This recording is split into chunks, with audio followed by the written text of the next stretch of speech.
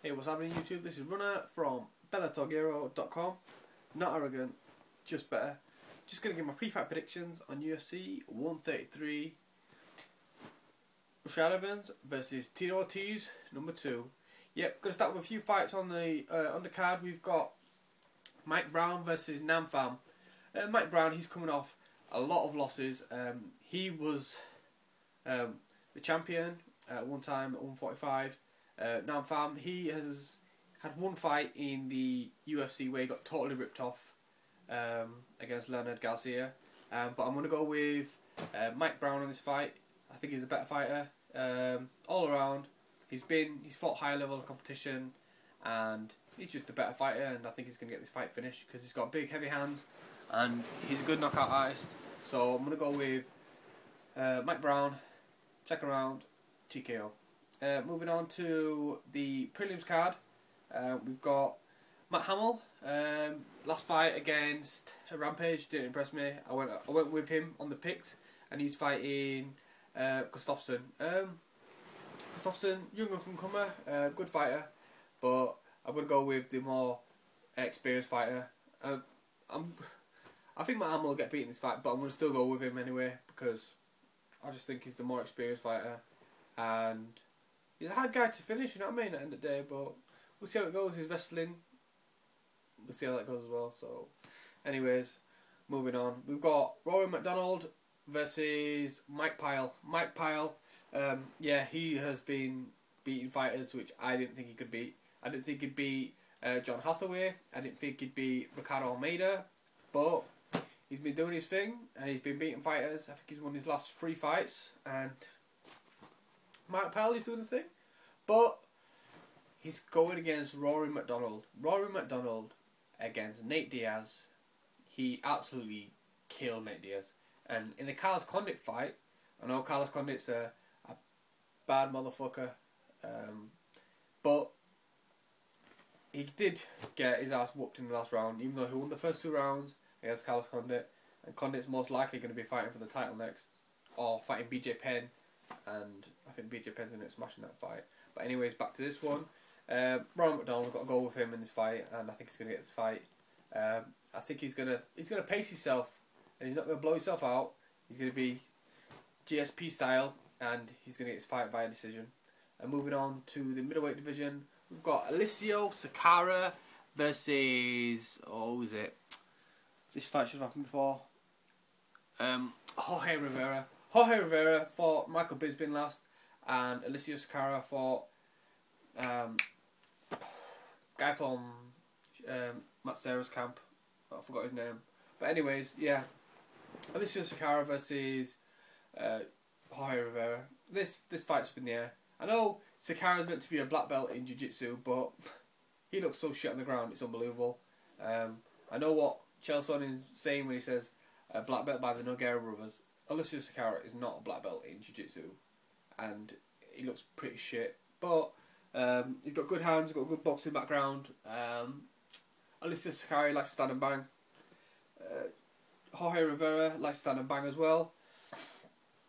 Both of these fighters have been knocked out a few times, and I think that's the downfall of it. So in this fight, it could just be a flip of a coin really to who wins, and I'm just going to go with Jorge Rivera because I think he's more aggressive. And when he smells blood, he likes to finish fights. So I'm going to go with Jorge Rivera. And we've got Dennis Hallman versus Brian Ebersole. Brian Ebersole really impressed me in his last fight against Chris Lytle. He almost finished Chris Lytle. He was this close to finish Chris Lytle. And Dennis Hallman, I think he's going to have his hands full. He's going to be in a lot of trouble. Ebersole's had a lot of fights. He's got great submission defense. He's got a great chin. He's never been knocked out. I think he's submitted. One or the other. But he's had tons and tons of fights. He's had more fights than Chris Lytle. Chris Lytle's had about 1 million fights, and he's like had 1,000,001.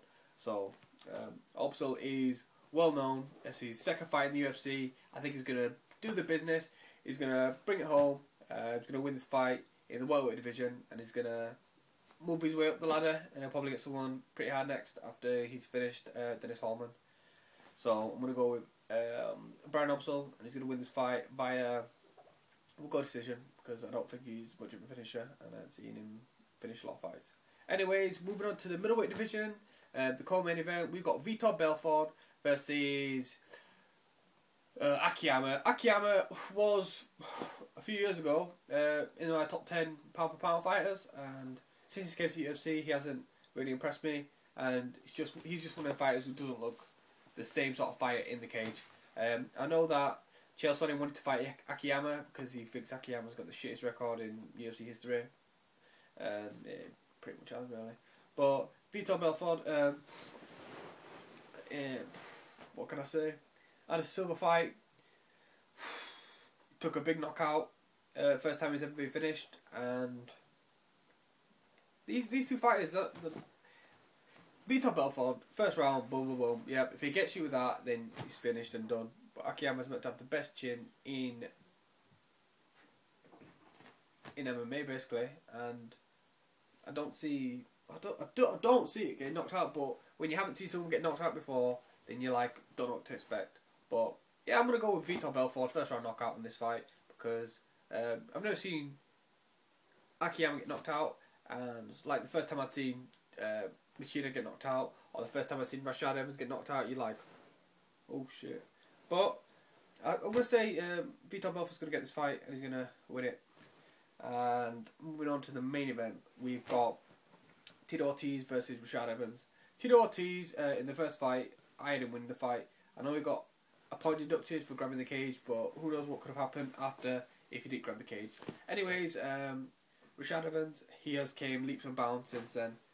If you look at the careers, so this is where they were. Rashad Evans, boom, straight to the top. Tito Ortiz, all the way down, 1-1 fight, and it's a bit bullshit how Rashad Evans is fighting Tito Ortiz when he should have been fighting Johnny Bones Jones, and somehow Rampage Jackson leapfrogged him just because he had a fight with Phil Davis coming up, and he's had to pull out of that.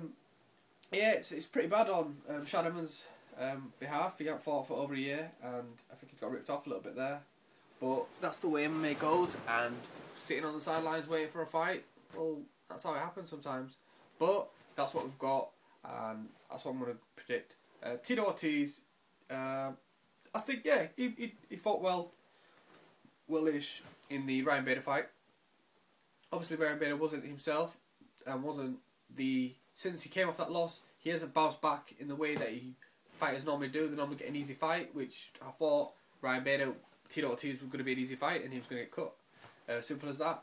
But Rashad Evans got good hands, good wrestling. I think he's going to have the superior wrestling, and he's going to be, don't know about stronger. He'll be shorter. Tito Ortiz is a big dude. Every time I see him on the weigh-ins, I'm thinking, yeah, Tito Ortiz, and then he's just coming in, towering over the guy, and you're like, oh shit. But Tito Ortiz, he's only won one fight since 2006, and the only fight he got that was kind of decent was a draw with Rashad Evans. But like I say, Rashad Evans has came leaps and bounds since then. He's fought the top competitors. He's beat fighters like Thiago Silva. He's beat Rampage Jackson. He's beat, you name it, Forrest Griffin. You name it, top fighters. He's beat the fighters that Tito Ortiz has lost to. I would like to see Tito Ortiz, yeah, maybe if he loses this fight Rich Franklin, or maybe let's see, Rich Franklin, or I'd like to see him fight Thiago. I'd like to see him Thiago just mush him and just finish him and just get him out of the UFC. But basically, but yeah, that's it for my UFC predictions. I would talk a bit longer, but I ain't got all my camera equipment. I'm just doing it on my iPhone, so yeah, this is just a mishmash. UFC predictions, nice and quick. Just getting it out of the way. Make sure you subscribe. Post a comment below, and I want you to give a thumbs up or thumbs down. Thumbs up for Tito Ortiz to win, and thumbs down for Rashad Evans to win. I'm going to post them in the corners, so you'll see them here and here. Yep. War Tito, War Rashad Evans. Make sure you subscribe. Check us out at BellatorGero.com. And this is me, Runner, signing out for my UFC predictions. Rashad Evans versus Tito Ortiz, 133. Peace.